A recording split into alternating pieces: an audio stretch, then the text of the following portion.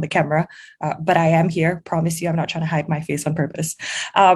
Okay, so welcome to the EFL Finals of the World Championship 2022. Congratulations to all 4 teams for a fantastic run and for making it to the finals. In opening government, we have UGMC. In opening opposition, we have Warsaw A. In closing government, we have Zagreb B. And in closing opposition, we have PUCP. My name is Amira. I'll be chairing this round. Judging with me are Jack, Alia, Mukhtar, Daniel, Jessica, Kiana, Shudipto, and Tejas. Before starting the debate, can we get an introduction from the debaters, opening government? If you would also like to express any preferred pronouns in the round, that would also be helpful. We can start with OG. Okay, hello from OG. Tere will be speaking first. Reinhardt will be speaking second. POI is preferred by the chat, and we don't have any gender pronoun. All right, thank you. Opening opposition.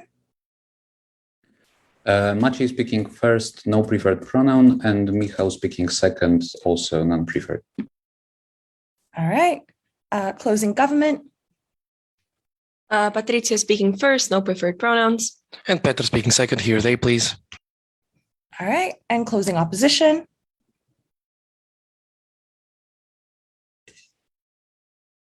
Hello, Mal will be speaking first. I use they, them pronouns. Thank you. All right. Speak second, he, him pronouns. Fantastic. All right. With that being said, the motion before the House is this House prefers a world in which humans cannot experience nostalgia. I now invite the Prime Minister. Here.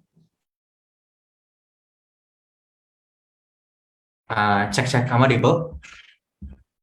Yep. Okay. Before I start my speech, I like to have a few words of my thanks. Firstly, I want to thank the SUGM for being the biggest contributor to my varsity debating career. Without the knowledge and support from them, there is no way I can reach this point. To all members, especially the seniors that I always look up to, Zuzu, Mbak Hanum, and many more that I can't mention one by one. Also to Indonesia debating circuit that gives me the platform to develop. You guys are the best. But secondly, I want to thank my teammate Rain. You are the best partner I could have asked for. We had a lot of precious moments up and down together.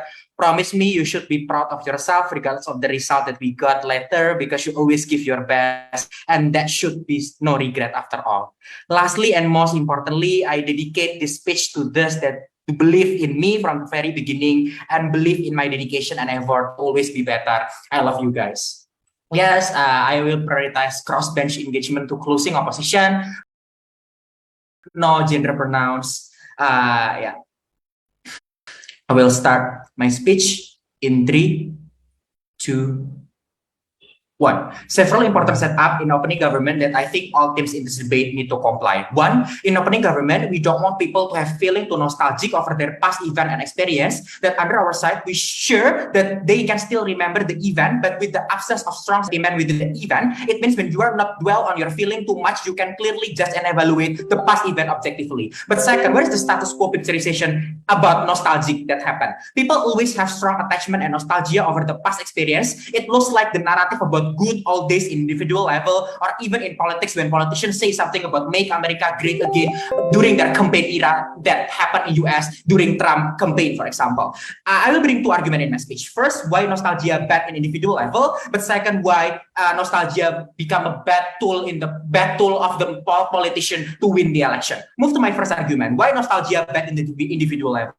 What is the context that I want to talk in my speech? The feeling of sentiment that you have will overcloud your rationality and affect your current relationship with other people around you. This is bad because of 2 reasons. First, because in opposition side of the house, people tend to exaggerate past happiness when sad. They only see the good thing about the past and exaggerate the happiness and ignoring the process to achieve that in the past. This is bad because it leads into 2 things. First, it leads into less self-evaluation, exactly because you always want to achieve that kind of happiness that you get in the past, but not necessarily questioning why the sad thing happened or the bad thing happened in your life, right? This is, for example, I questioning why I can win national level competition of Nobel, for example, but I get fourth twice in the preliminary round of WUDC for WUDC, for example. It makes me less likely to do self-evaluation and have internal check and balance, exactly because the thing that I always remember is always the good thing that happened in my life. But second reasons, I think this is exactly bad because it means it will be hard to move on, bounce back, and also opt out from toxic relationship, exactly because you always think that there is no no chance for me to get the same kind of experience that I experienced in the past. For example, there's no people or partner that I can happy with except for my current partner, that even if they're abusive, for example, they're the one that no one can replace him or her, for example. This is why in your side of the house you're always wondering what if scenario, even though you can opt out, for example, because you always remember the good thing about your toxic boyfriend in the past, for example. I think that is why in your side of the house you always gonna be denial. But second reasons, I think that this is bad because you constantly compare your current life with past life, and this is bad because the expectation is unfair to people around you because of two reasons. First, because the feeling of happy is exaggerating in your side of the house. So even if you get this new boyfriend that also as good as your past boyfriend, you always think that the past boyfriend is better, exactly because the nostalgic feeling of the memory that you have with him in the past. But second, I think that this is bad because you impose the same burden and standard of happiness in different conditions. For example, you expect your current boyfriend to do the same thing as your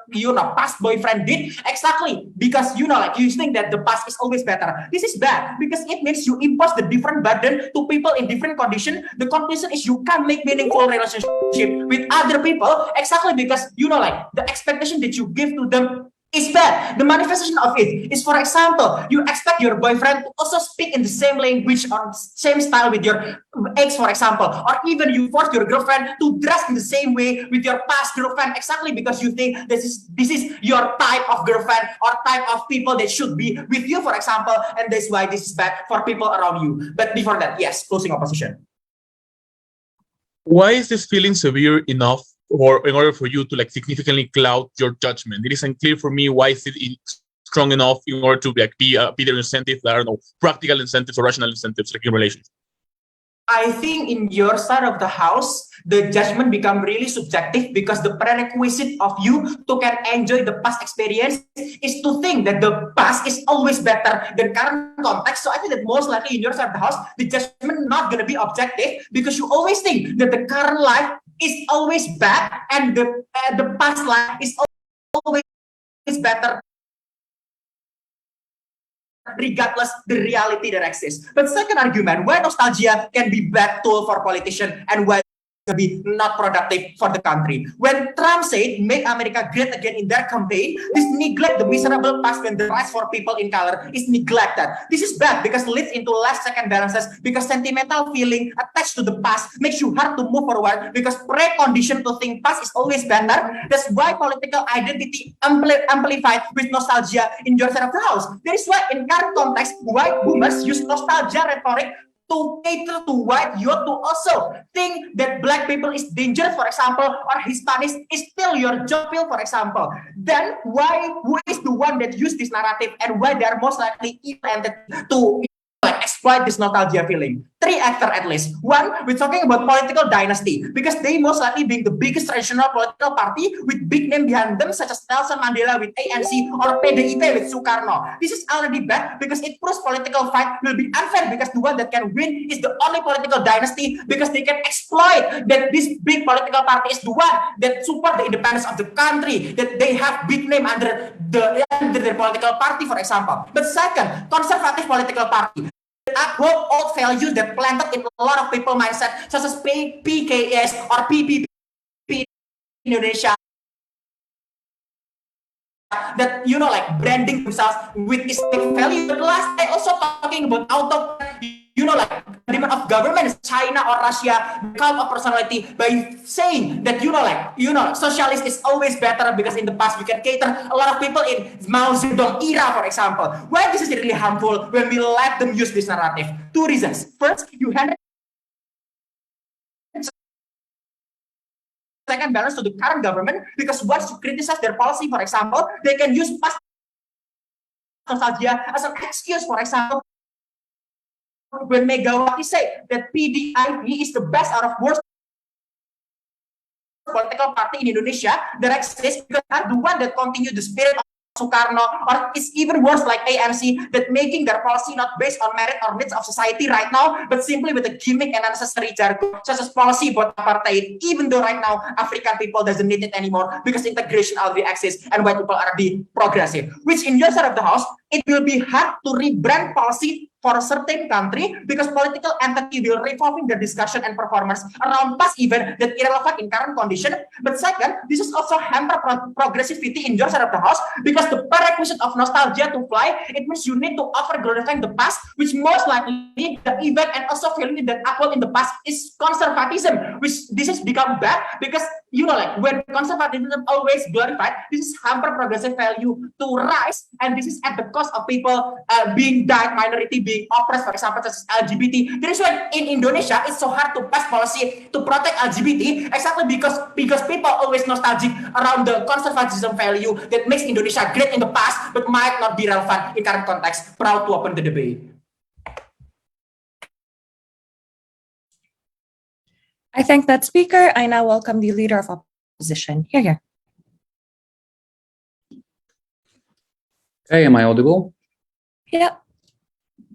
Okay. So just before I start, I want to make like a short statement.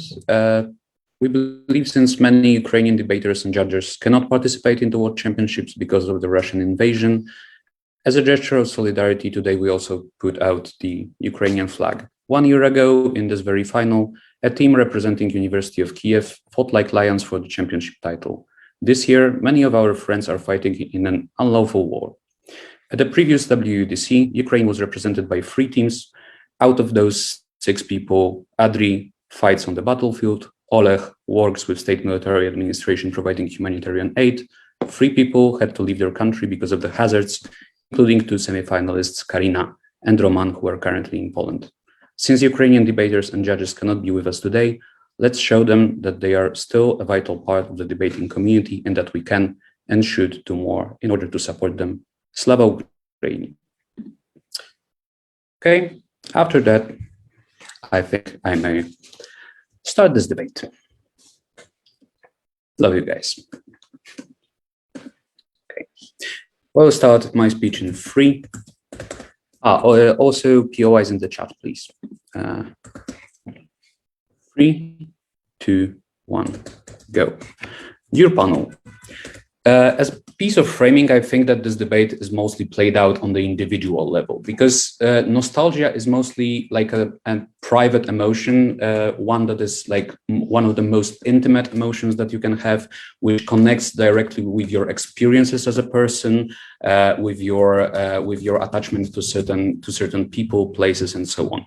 And from opening opposition, we believe that people are just the sum of perceptions, memories we have, and values we derive them from. If I am now thinking about who am I think directly about being here, what brought me here, and what are my memories, how I was built up from them. So on the utilitarian metric, we believe that what we should prove to you is why nostalgia is primarily a very positive emotion that we should cheer on, that builds on our identity and provides us guidance into value and gives us unique motivational force, which is lacking on the side of government. So let me start with some quick rebuttal to opening government. So opening government says that So there are baby boomers who have some nostalgia over 60s and 70s, and now they hate LGBT people and vote for Trump. So let me simply bring it up, because like boomers are not boomers because they are nostalgic for boomer times. They are boomers because they were formed in a specific environment where they were brought up with certain values, etc., etc. So this is not something you can change. Change in this debate. We believe that also opening government provides us no actual tipping point on why the lack of feeling of nostalgia and being left out with all those internalized values, socialization, and and memories actually provides you no motivational other force whatsoever. This also applies to those two other cases of opening government, the case of chasing the thing you are most nostalgic for and toxic relationships. We believe that if you are in a toxic relationship or your life is pretty unhappy, you're still probably gaslighted, manipulated, low paid, etc. And those are not things that you are unlikely to just leave because you don't feel nostalgic. On the comparative, we believe that nostalgia can actually provide you some motivational force to change your life, to cheer your life, and provides you with more self-guidance. So let me quick talk about how nostalgia works and what is the emotion of nostalgia. We believe that it has two crucial features. First one is that it brings us some memories we think of as internally good, right? So it's kind of a cherry-picking mechanism for our memories. When we think, okay, so this experience in my childhood, this is something that formed me for life. This is the time I would like to go back, or the time I studied so hard for these exams, or I participated in the WUDC final. These are some things that I cheer mostly, and which provide me motivational force for being, and are actually like quite pleasant to have. It's quite pleasant to think back and see, okay, so I did this thing, that thing. I lived through all of those special experiences. Those are the things that have built me. Second thing is that it incentivizes you to go back to such memories, and therefore reinforces certain positive values and behaviors you have. So like you're more likely on our side of the house, in the status quo, you are more likely to think of those good moments and build your identity around it, because from those memories you actually derive certain values. So when I will be in 20 years nostalgic about this moment, I think that what I will derive from it is a certain set of values. So I think, like, I don't know, international friendship, collaboration, so some speaking things, and I will feel good about myself of making this moment. And nostalgia reinforces that mechanism and make me behave like the protagonist of this nostalgic scene. So it makes me to actually uphold my values continuously through time. So we believe also that in many people's cases, many people have certain traumas, have unfulfilled dreams, lost loves, etc. They, like, the sum of happiness in the world is not distributed equally.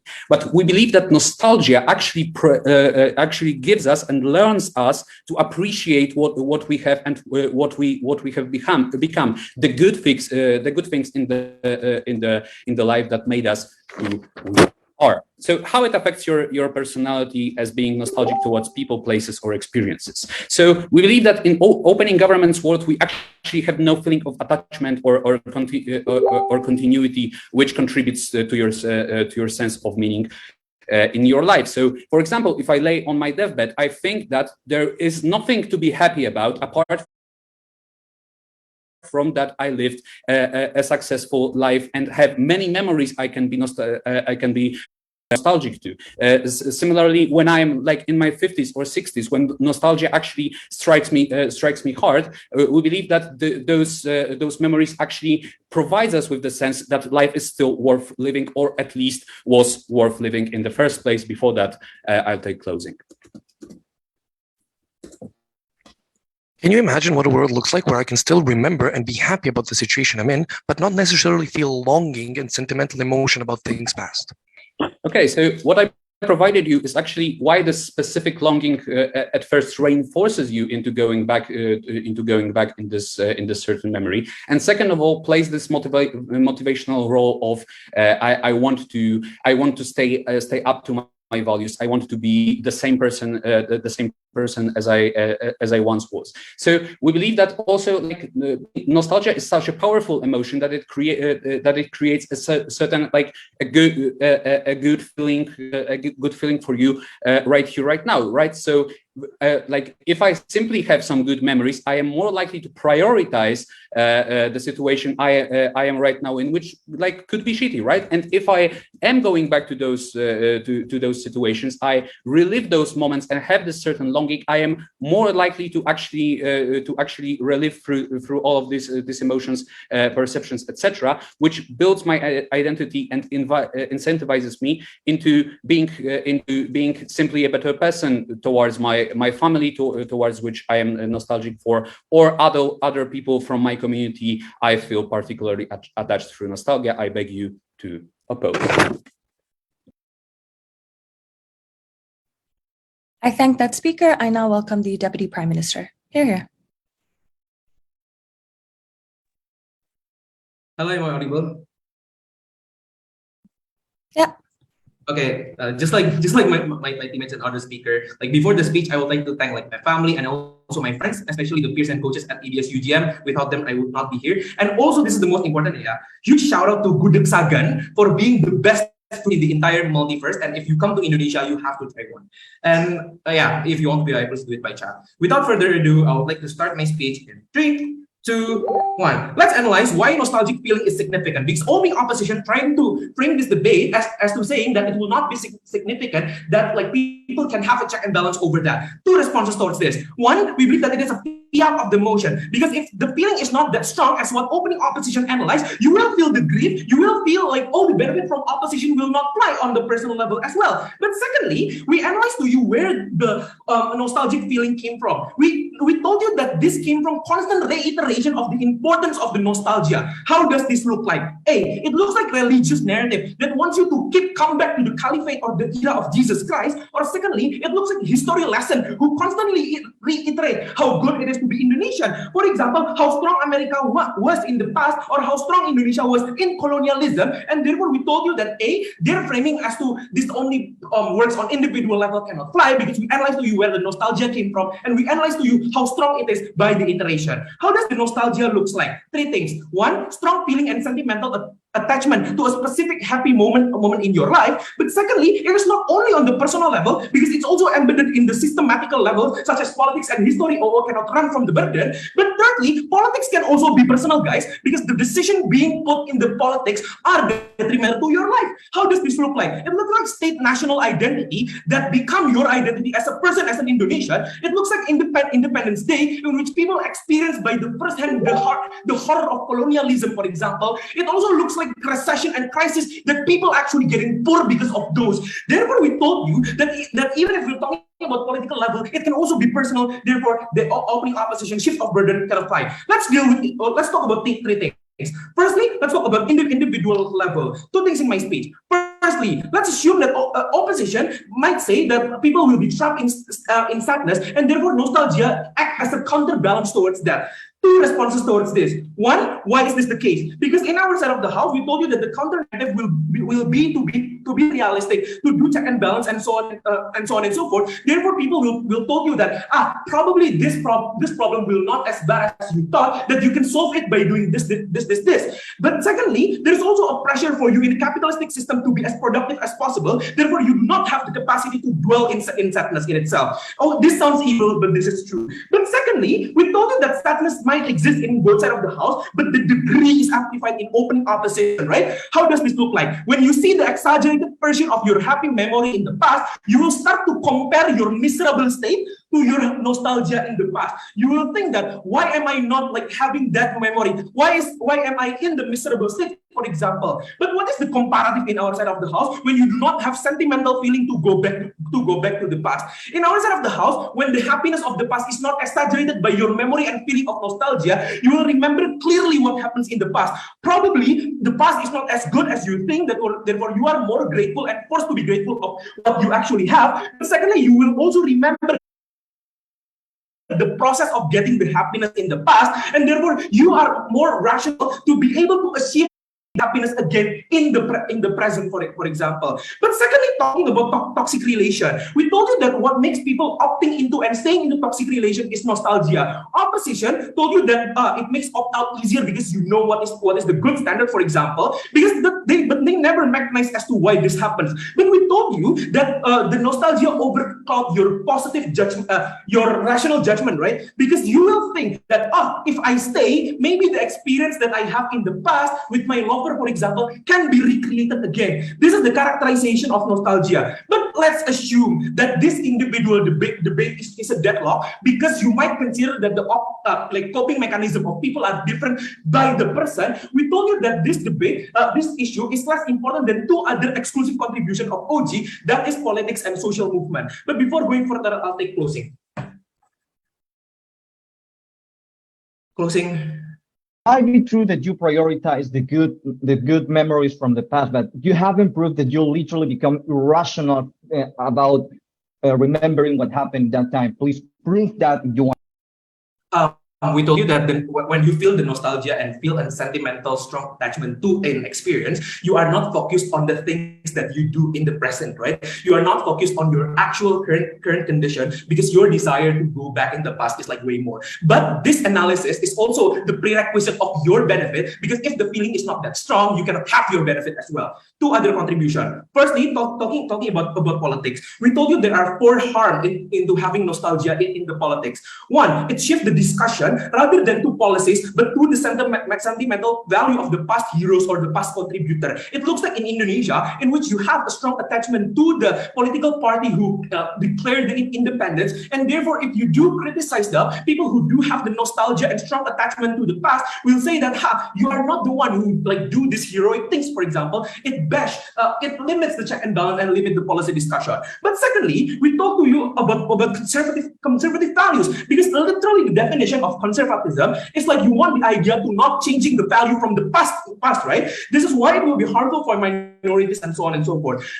Trying to say that boomer is just like from different era, for example, and it has nothing to do with nostalgia. We agree that they come from the different era, but the reason as to why they want to keep the memory and policy from the past is because nostalgia in itself. Without nostalgia, they will rationally consider that in the past the rate of poverty is higher. Statistically, the rate of racism is higher, for example, and therefore these people are more likely to be progressive and therefore more catering to the minority in itself. Thirdly, we told to you that it will be unfair in the political sphere, because the one that can win is unproportionately all parties who have the legacy of the family, for example. This makes the political sphere more unfair. But fourthly, you will encourage the past demagoguery government to make people forget what bad things that happened in the past and just amplify the good things about it. And they can do it because they have the power in media. It looks like Suharto, who did human rights atrocity, but still have their party Golkar to re-amplify the happiness thing. But lastly, let's talk about social movement, right?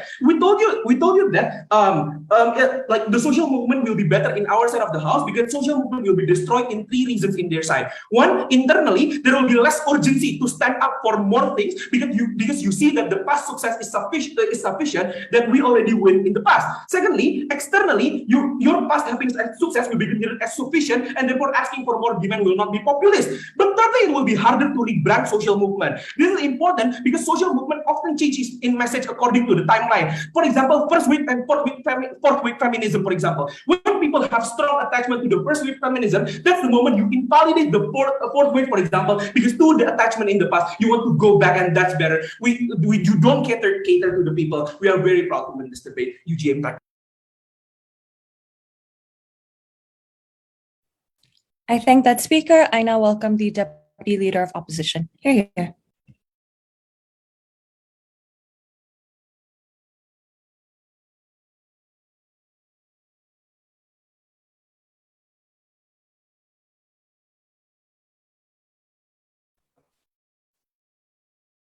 Hello, am I audible? Yep.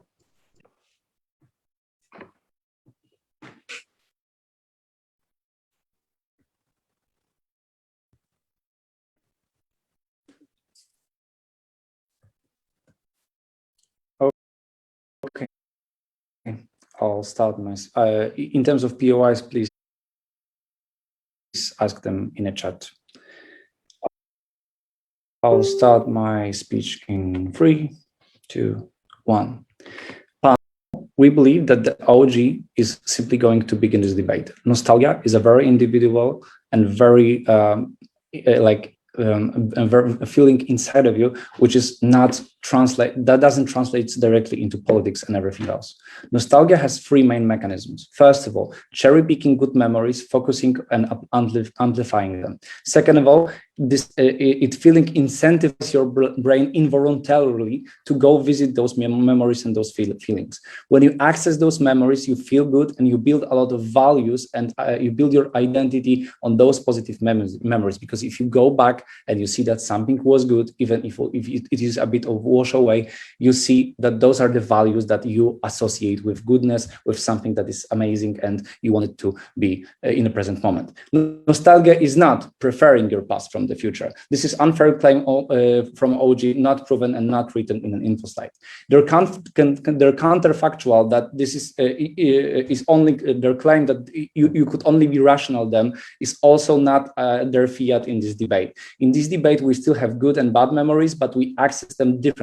People are still often not rational. They often have a lot of biases and cognitive problems to access memories and to understand politics. Rebuttal to OG. First of all, OG claims that the nostalgia is weaponized in politics, but there is zero uniqueness to this psychological bias. First of all, nostalgia is something that you can throw out of this debate, because really world objectivity is often more accessible for those people. If in your world people still can access logic and cognitive function, they can access the world and see that the world around them is shitty. If your current situation is bad and it was better in the past, you don't need nostalgia to go MAGA. Make America Great Again is not necessarily based on nostalgia. Rather, this is a slogan that is very important for the people who are exploited by the current system, cannot pay rent, are excluded from the progress in the cities, and they see their country losing their title of the most important economy. This is logical. Make America Great Again still have a lot of psychological biases to weaponize, such as racism, class polarization, confirmation bias, information bubble. There's so many things that that could lead you to vote for Trump, that nostalgia alone doesn't give authoritarian governments enough power, and it's not any tipping point for this debate. In terms of your boyfriend, Maciej told you that often your identity is built on those positive moments. We take what was best in our life and we try to recreate in the current situation. If your past boyfriend was always doing nice things to you, thanks to memorizing it and rethinking it from time to time, it allows you to specify which of those things were actually good and pleasant to you. We believe that this is very good, because now you build your expectation for the future boyfriend to simply do nice things to you, and this is actually amazing because it allows you to progress. Or you can access the present times as simply worse and break up with your boyfriend, which is good because he was not good enough for you.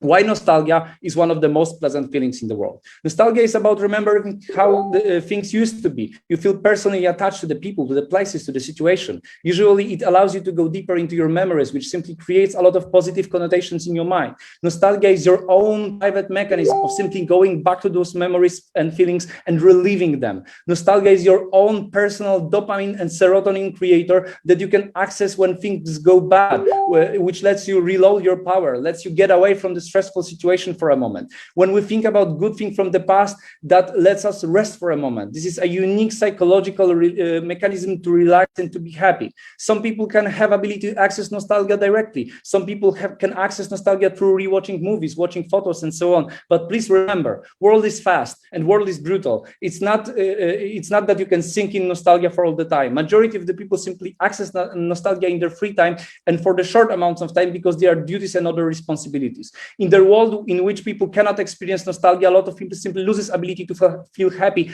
from this mechanism in this specific way, which is important for those people. A lot of people simply lose the ability to disattach for a second and go back into those memories and relax, which influences how they behave and how they react when the world attacks you again with responsibilities and challenges. We prefer people who are having dopamine and serotonin and people who are more relaxed, because those people are less likely to be rude, aggressive to other people.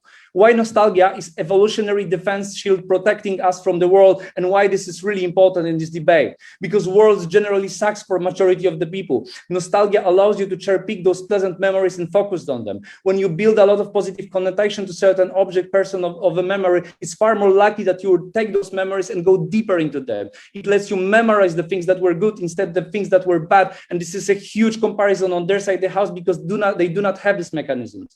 Because on the side of the house, we still are irrational. We still do the worst thing that is leading very often to depression. We do reminiscence. If we cannot easily access positive memories from the past, and we do not have this mechanism in your brains that guides you and incentivizes you to fantasize about positive moments in your life, you are far more likely to focus on bad things, which mostly cause reminiscence. People still like to think about the past because this is part of their humanity. Without nostalgia mechanisms, you are simply less likely to access positive memories, and there, in comparison, you are far more likely to access bad memories, because people are somewhat traumatized. They lose in your world, they lose this irrational ability to focus on positive things, and powerful bad memories are still there. Therefore, the cases of depression and PTSD are simply stronger on the side of the house, because people cannot easily access those positive memories, access free serotonin and free relaxation time. But there are still strong neurological power that bring you onto bad memories.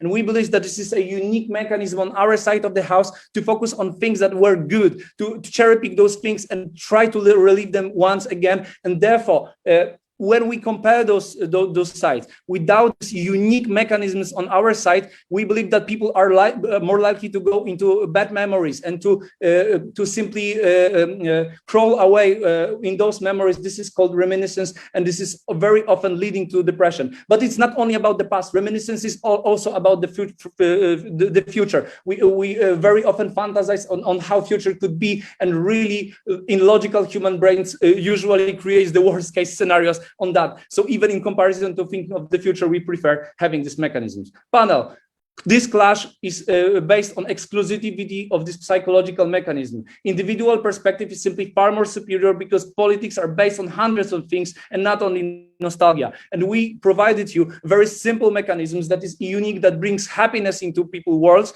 that brings positive connotations, that build your identity about positive values, that lets you relax for a moment and brings those values into your life right now, that lets you shape your future according to those values. And therefore, those impacts around the world are only on our side of the house, because people simply are better, nicer, and so on. Proud, for the last time in my life, proud to oppose. I thank that speaker. And now to start off the closing half, I invite member of government. Here.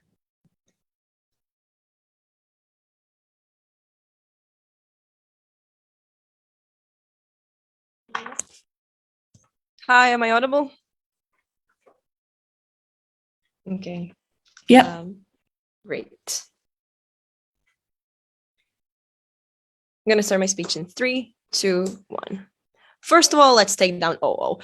A lot of things that OO actually talks about in this debate are completely uncomparative. There's depression on both sides of the house. There's strong psychological negative feelings on both sides of the house. This isn't something that can be talked about. However, let's take down point by point what their entire case is. First of all, when they talk about how nostalgia is the only way for us to get values to actually become the people we are today, notice that the difference, the comparative on our side of the house, isn't that we forget everything that ever happened to us and how we got our personalities in the first place, but rather it's the absence of the feeling of longing, meaning I can still remember all the situations that happened to me, meaning all personal experiences. I just don't sit and reminisce and feel horrible that I can never relive them again. And notice when they give us the assertion that you're going to be lying on your deathbed and not have anything happy to think about because you never because there's no feeling of nostalgia. Notice that I'm still gonna love my family, love my friends. Notice that I'm still going to be proud of my achievements and results. The comparative here is that I'm still going to look at the fact that I won the EFL final and be very happy about it. But the difference is going to be that I'm not going to sit and think about those were the good old days. I've stopped the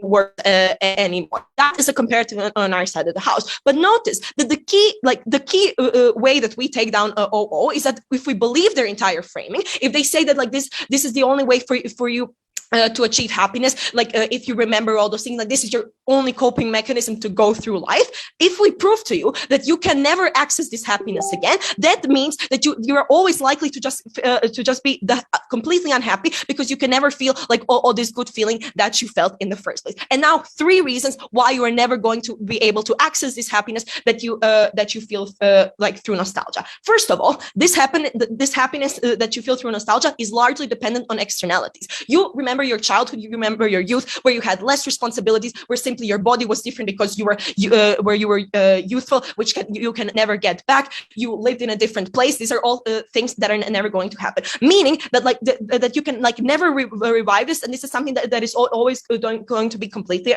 unreachable. Second of all, as OO points out, this is something that is completely idealized, because this entire mechanism is about cherry picking, meaning that you're even going to remember it like better than it actually was. It's a completely like idealized vision, and it's something that you can't like access in the real world. But the third reason is the fact that this memory is like locked in time and simply cannot be tainted, meaning that like nobody can tell you like, no, like 10 years ago you didn't really actually feel that happy. Like you only have your perception of it, which is idealized, which is perfect and can change. These are like the three main reasons why you can't access this happiness. Notice that what will happen in the opening half of this debate is in fact the deadlock, where OG tells us like, oh, you're going to be unhappy because you didn't because you can't access this anymore, and OO tells us no, you're actually going to be happy remembering it. We're the only ones that have given you the mechanization as to why you're not likely to access this, and this is something that has been lacking in OG's entire case, because we get a very simplistic assertion from them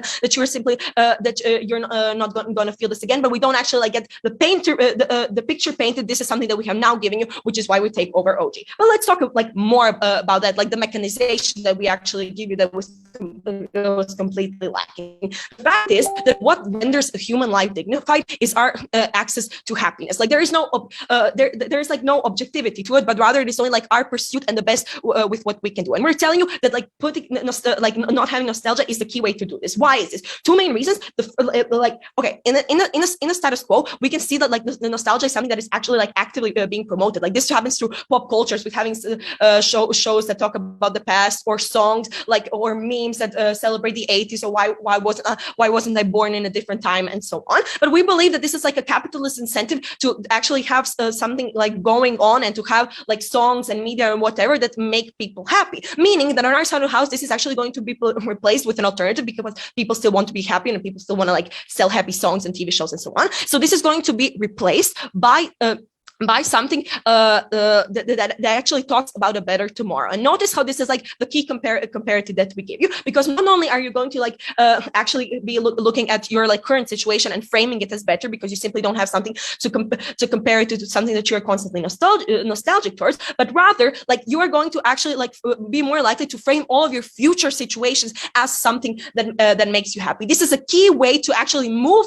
through life and actually have a better access to your happiness, because you're actively making steps with not comparing anything, but rather like looking like, okay, like the only way that I can access my happiness if I'm going to be happy tomorrow. There is like no remembrance from the happiness of yesterday. So for this reason, I have to make the most of tomorrow. Before I continue, I'll take opening. Opening, please.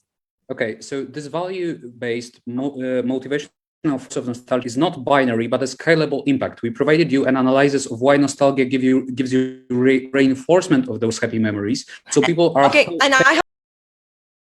I have proven to you why this reinforcement isn't key, while like just remembering events isn't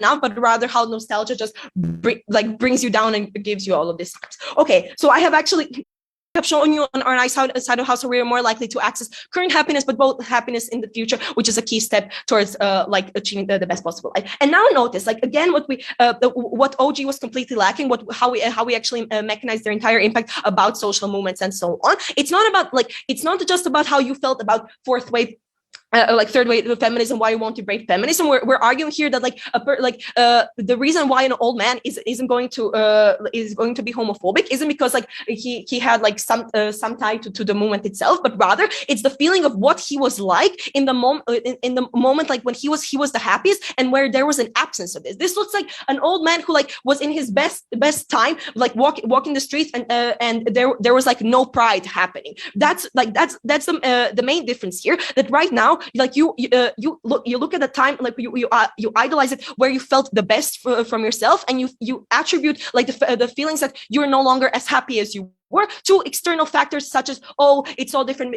now because there are immigrants, because there are gays or whatever. But notice that how this like actually extends to a level of not just like us understanding like social justice and so on, but like relationships between people, how you're more likely to understand anyone because you're no longer like tying your happiness, your memories to a certain time. This is going to like improve relationships between parents who no longer like look at their childhood as something completely idealized, and then therefore cannot understand their kids and the way that their kids are feeling, because they keep thinking about like what they were like in their youth. Notice that we improve our relationships on our side of the house and show you how we mechanize OG, and for this reason, proud to stand on CG.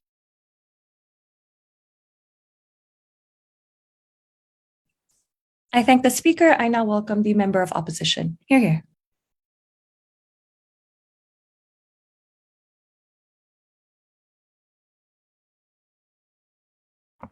All right. I'll just make a couple comments before I start the round with my speech.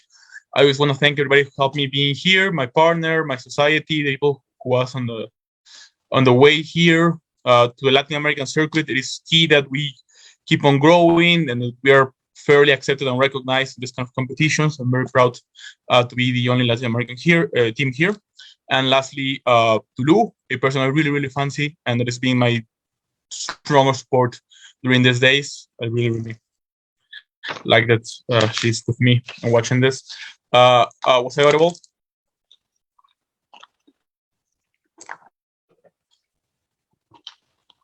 Yeah, was I audible?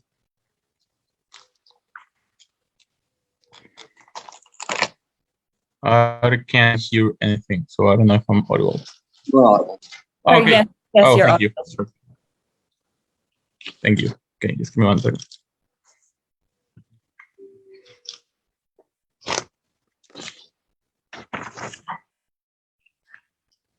All right.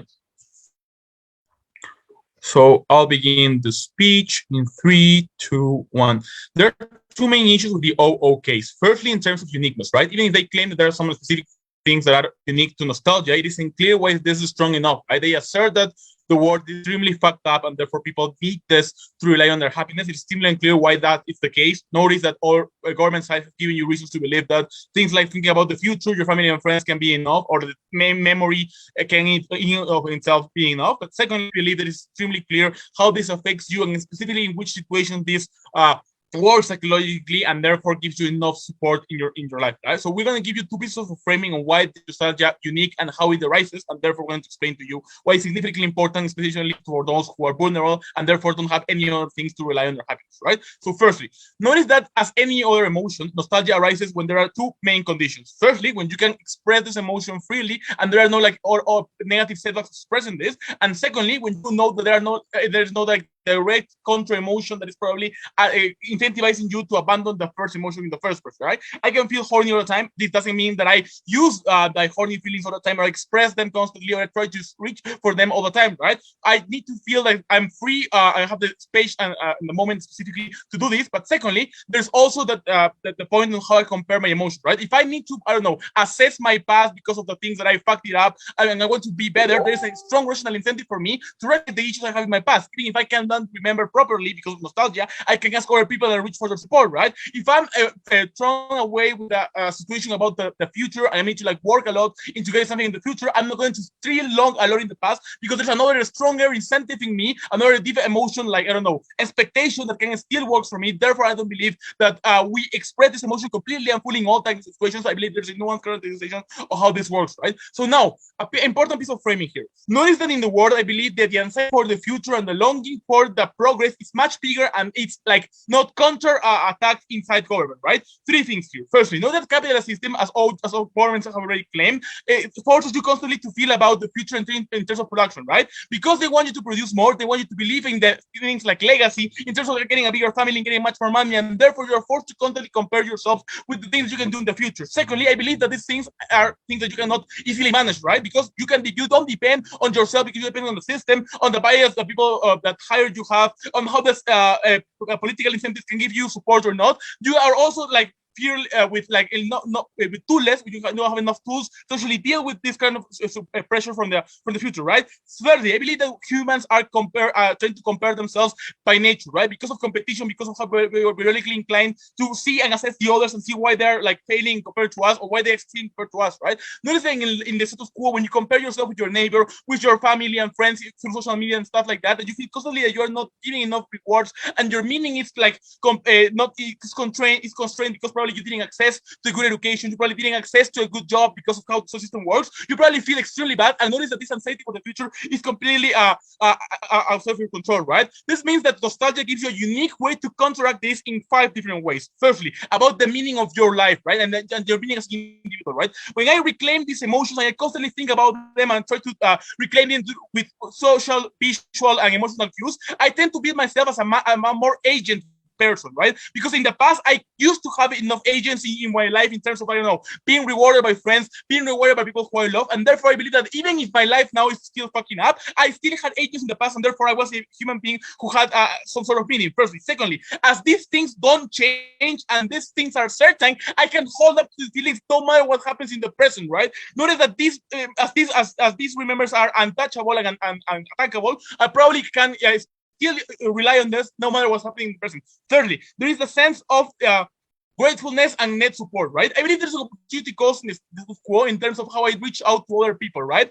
We don't tend to build relationships that were built in the past or rebuild the relationship for 2 things. Firstly, because we don't believe the other person is going to be around for us anymore. Probably they don't want to think about us anymore. But secondly, because it takes away our time and things like that, right? But this means that there's a major incentive outside of the house to reach for these people who are part of my past, I don't know, like past friends, a family member I didn't talk to you, a previous lover, and things like that. And notice that the incentive for the other person to also reach me and have a net support, a bigger net support is also strong, right? Because nostalgia is still socially, right? So this means I have a stronger net support who I can reach to and people who I can reinforce my life and my situations. Thirdly, pain denial. Notice that we have a reward mechanism that is exclusive to outside of the house, and it's getting into like rewards in our limbic system in terms of how these memories work and arise, right? As this works in a subconscious manner, probably giving enough positive feedback constantly in terms of how I'm accessing this, right?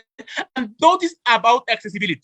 Notice that a lot of things that give me reward inside government have 2 main issues. Firstly, some of them are not accessible, right? Getting a goal in my career depends on me getting into a bigger career in the first place. Getting into a good family depends on me having a good relationship with my family that can be attacked for several reasons, right? But getting into this moment, something that is extremely accessible all the time and it's certain. But secondly, notice that immediate pleasures that can be the another thing I can tackle inside government are things that are not rewarding in the long term, right? Because it's the things that are ephemeral, right? Things that probably will last long. I don't know, a hookup or I don't know, getting into drugs. This means that something that is still strong during time is something that is far more accessible and therefore gives me much more sense of meaning in our side of the house. I'll take government. Individual debate is deadlocked in 3 themes depending on personal preference, but political and social movements stand strong and certain with the analysis of how people attain nostalgia by education, exclusive in OG.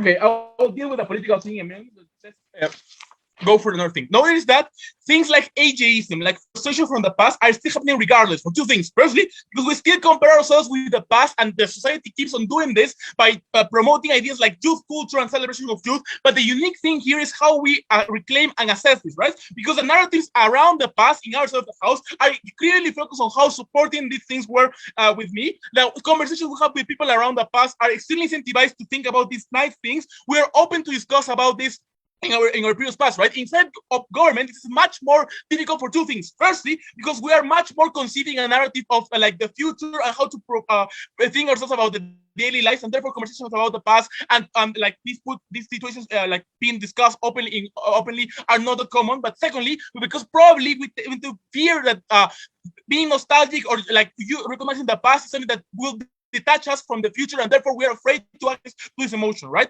Lastly, the political things. Notice that there are two things that probably promote these political ideas of regimes more. First, the authority figures you rely on, like, I don't know, Franco, like all the dictatorships that probably create like ethnic and emotional alignment with you. Second, I believe the idea of practical benefits, right? A lot of these regimes are constantly awarding themselves for the benefits they did, and therefore you want to reclaim this again. But thirdly, fear of status quo, right? I believe that I love the status quo and I fear the change because it can significantly alter my life. Therefore, I have an incentive to not go for change. These are things that are happening regardless, proud to oppose. I thank the speaker. I now welcome the government whip. Hear, hear.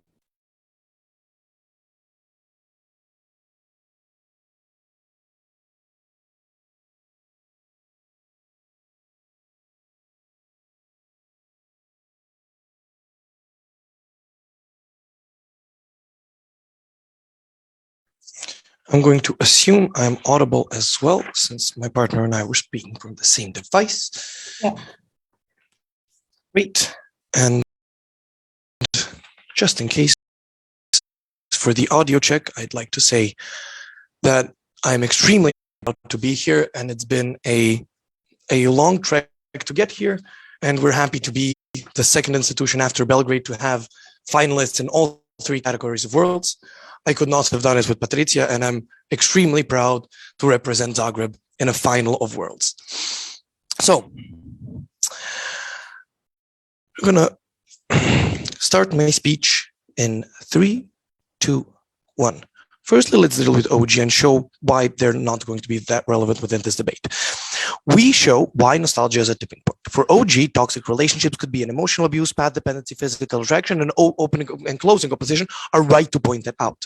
What happens in Patricia's speech is that she mechanizes what nostalgia is and how it looks like. So, to that extent, nostalgic emotions are inherently based on externalities that were present in the past. What does this mean? So, when Patricia tells you, look, these are things and conditions that were present at the time you were feeling emotions. These are things such as you were young, you did not have stressors. Even if you have these stressors, they're more likely to be forgotten than positive experiences. These are situations that are unattainable by the virtue of being something that is inherent to younger days or to your past. Secondly, these emotions are idealized, meaning that we push away trauma and we reiterate and remember the good experiences and the happiness that exists in these times. And thirdly, these emotions are locked in time, meaning they are untaintable by the virtue of being past experiences, and they become more idealized with each nostalgic retelling. A lot of you are going to be in Split, and you're going to hear my story of people getting drunk in past years. Notice that this story changes every time I tell it, because every time it becomes a bit more funnier, and I add a bit of it intrinsically without realizing it to make the story better, right? To that extent, this is the same thing I do with my emotions. Every time I remember, it was a bit more romantic, it was a bit nicer, and I was a bit happier. And I forget bits that made me unhappy. This means that the nostalgic emotion is inherently unattainable. What does this do other than making OG? It also clashes with closing opposition. Their entire case is basically that nostalgia is the quickest way to happiness. Note a very important point about nostalgia. It is most present when you are not content, when you are not happy. People do not feel nostalgic when they're dancing at a party. They're not feeling nostalgic when they're having the best sex of their life. They feel nostalgic where they're smoking a cigarette by the seaside, looking out into the ocean and thinking, why am I not as happy as I was, right? Meaning that nostalgia is a feeling that comes when you do not feel contented and you do not know what you're about to do, right?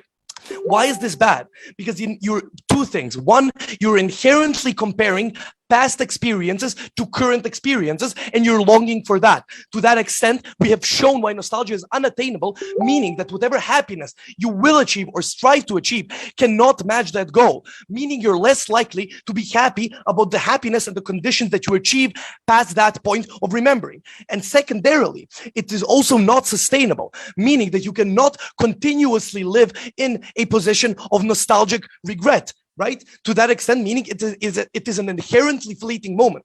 If the comparative is, as Patricia has shown you, pursuing other conditions in life that will make you happy, pursuing your subjective definition of happiness, this is a more long-term sustainable option that is comparative and bringing you more happiness at the point where you are not comparing it to unattainable past experiences. This is an exclusive contribution from CEG that outweighs what we have heard.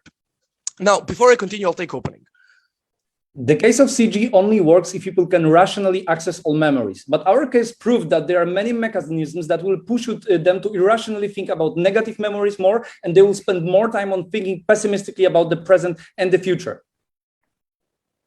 Okay, so this is absolutely unmixed and probably untrue. Depression and PTSD exist on both sides of the house. Even if it's not true and only we have depression, and like we will show you why it's worse. Because of the feeling that happiness and past happiness is unattainable, you are more likely to wallow in your current sadness.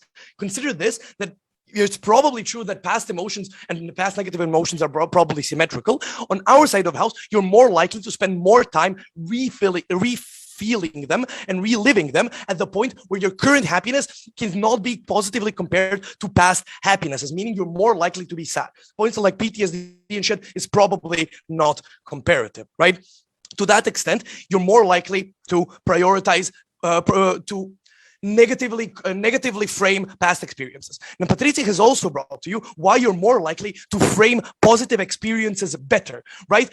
How media changes, how society changes at the point where they perceive nostalgia as, when they do not feel nostalgia, they do not perceive longing as a positive emotion or an emotion at all. At that point, considering that there still is a capitalist incentive to make media that's popular, and people still want to engage with media that makes them happy on both sides of the house, changes is what makes them happy. And Patricia shows you that it's more likely to be media and more likely to be social narratives that are going to prioritize reframing current emotions, reframing current life conditions, and finding happiness currently, right? This is a Sisyphus point, right? Be happy pushing the rock up a hill, find your own meaning and seize it. But also, it's reframing your future actions and how you can achieve future capabilities to make yourself more happy. Note that at the point where Patricia has shown to you that there is no objective metric of a dignified life. There is no objective metric of what a good life is. The only thing that renders a human life worth living is the ability to pursue happiness and experience it. We have shown you where you're more likely to pursue additional happinesses at the point where you're not wallowing on past experiences. Even though it can maybe be transformative at times, we have shown you where it's more likely in the vast majority of cases to be problematic and sad. And lastly, on the points of social media and things like that OG have, right? So social justice movements have a ton of factors why they have their problems and why people oppose them. Opposition is right to bring them out. Nostalgia is likely to be one of them. OG is right to point that out. But they cannot win on this metric because it's unclear from OG why nostalgia is going to be the main tipping point and not things such as internalized racism, internalized sexism, and other problems. To that extent, if nostalgia can be winning tipping point, opening government still did not mechanize how it looks. This is what Patricia brings you in the last bits of her speech. And this is the point on why you as an individual are more likely to be anti-social justice movement for the virtue of being nostalgic. When my grandfather is walking the streets, he remembers the days of his youth, when he was a boss at a company, where he had money, where he had respect of people, when he was in line with the current emotions and trends of society. Now he isn't. He has less money. He has less access to happiness. He doesn't know what's going on around him. Technology scares him. He wants to relive the days of his youth when he was at his peak, at the point where the days of his youth intrinsically did not look like a pride parade in Zagreb. That is the point where when he sees a pride parade, he's going to say, well, we didn't used to have this. Our time was better. And this is why he's inherently anti-social justice movement for the virtue of nostalgia, right? Because the current changes are tied to something that is different from his past. For the reasons of showing individual benefits and mechanistic societal changes, proud to.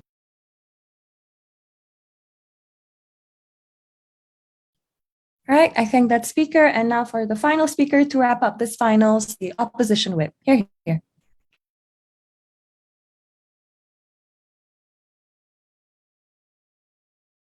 Hi, give me a moment, please.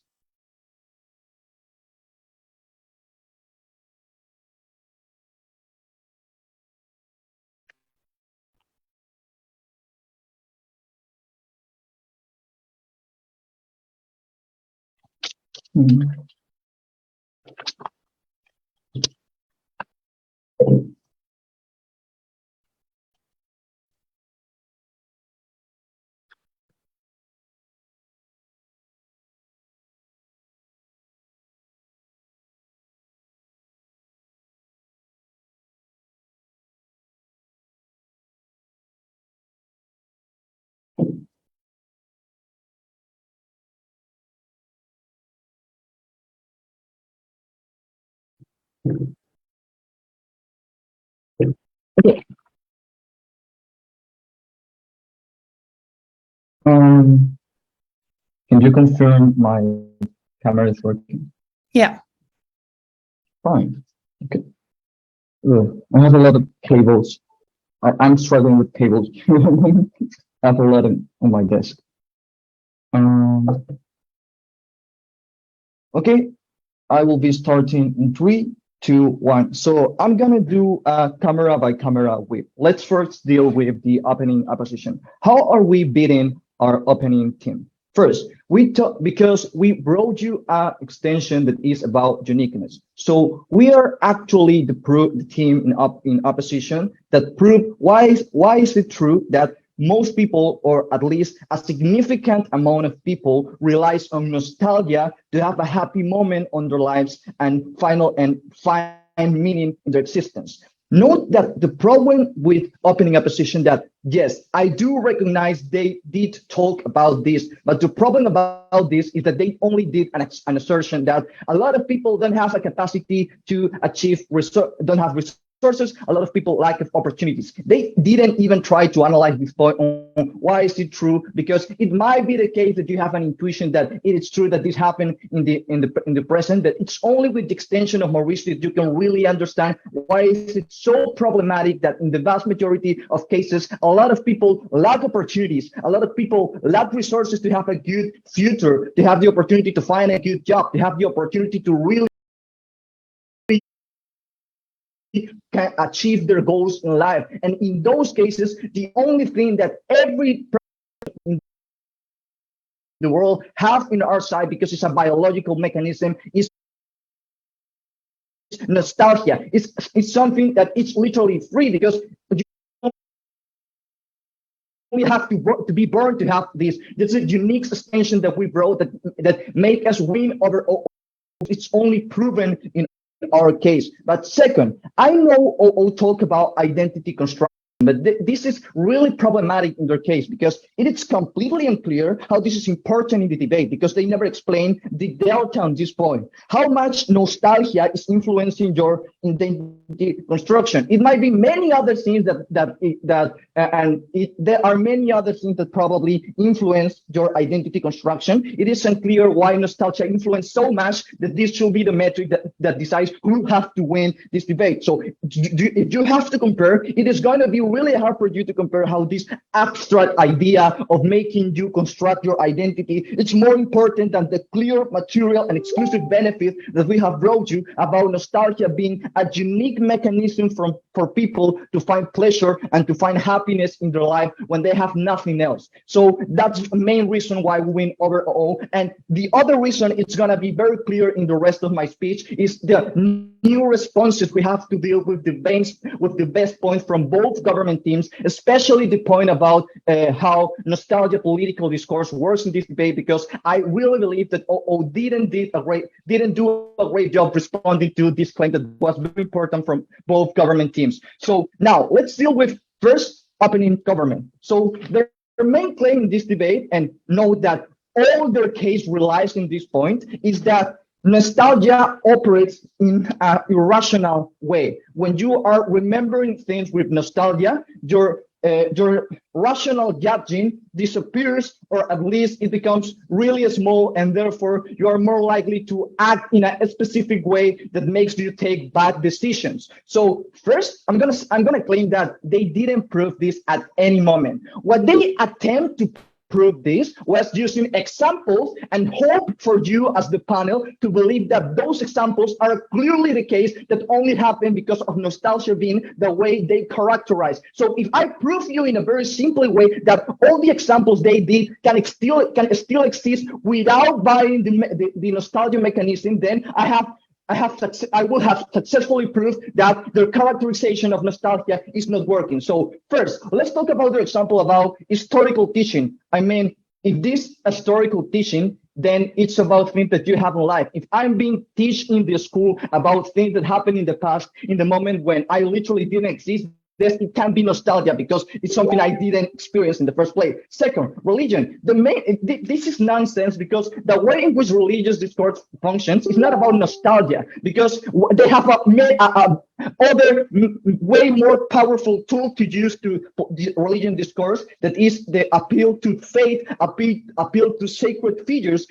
Because that means that they can literally tell you, you have to avoid your rational capacity, you have to have faith in your religion, you have to have faith in God, and therefore they don't even need to use nostalgia discourse, and that's why they don't use it. But third, they talk about how you have political dynasties and you have political parties that use nostalgia to create a situation in which they can be accountable because people believe that the comparative is worse because that political group has been so much time in there that the only thing that people can remember from the past is that, and they believe that's good. First, they literally give the mechanism that prove why it is not nostalgia what helps these groups create political discourses that influence people. Because if it is true that they have so many resources and they have a really big capacity to influence and control media, then it is true that they can control and influence media with whatever they want to tell to the people,